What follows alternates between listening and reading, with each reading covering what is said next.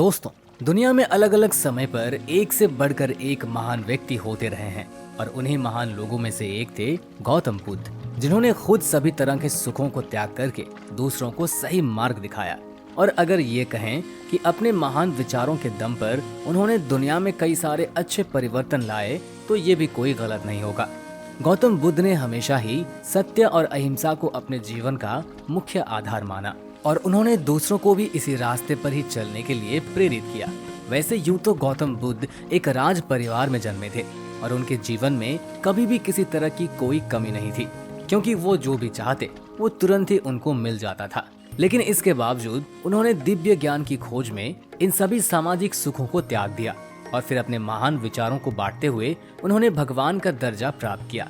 तो चलिए दोस्तों, आज की इस वीडियो में हम ये जानते हैं कि महात्मा बुद्ध की पूरी कहानी क्या है। तो दोस्तों, इस कहानी की शुरुआत होती है करीब 563 ईसा पूर्व से, जब कपिलवस्तु के पास लुम्बिनी नेपाल में गौतम बुद्ध का जन्म हुआ था।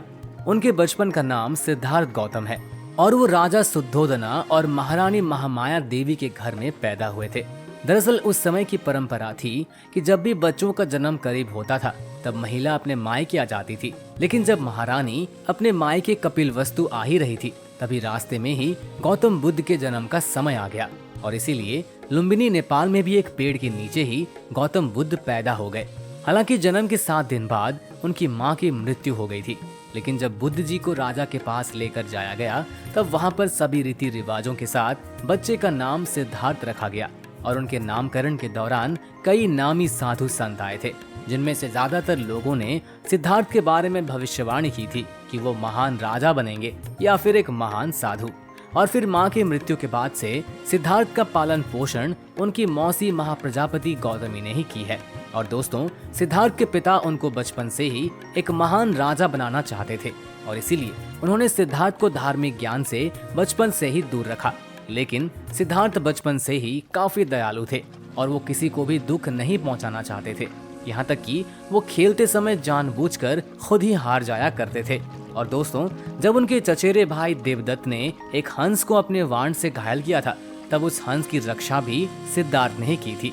और शायद ये कहानी आप लोगों में से ज्यादातर लोगों ने जरूर सुनी होगी। और यही सब बातें ही तो थी जो सिद्धार्थ को बाकी लोगों से अलग बनाती थी। हालांकि जब सिद्धार्थ 16 साल के थे, तब उनकी शादी राजकुमारी यशोधरा से कर दी गई और फिर इसी समय से ही वो लगातार कई सारे धार्मिक सवालों के जवाब ढूंढने लगे। और फिर अपने युवावस्था में जब वो बाहर निकलकर जनता के बीच गए, तो अपनी इस यात्रा में उन्होंने बीमारी, बुढ़ापा और सांसारिक दुखों की तरह ही बहुत सारी ऐसी बातें जानी जिसके बारे में उन्हें पहले कभी भी पता नहीं था। और फिर अपने पिता के विरुद्ध उन्होंने एक रात महल छोड़ने का फैसला ले लिया और फिर बाहर आकर उन्होंने ये निश्चय किया कि वो दिव्य ज्ञान की प्राप्ति करेंगे। और यहीं से शुरू हो गई सिद्धार्थ गौतम के गौतम बुद्ध बनने की यात्रा। महल से निकलकर सबसे पहले अनिमिया नदी के तट पर पहुंचे, जहां उन्होंने अपने पहले बाल कटाए और फिर साधु के कपड़ों में आ गए। और फिर उसके बाद वो राजा गांव पहुंचे, जहां पर भिक्षा मांगने लगे।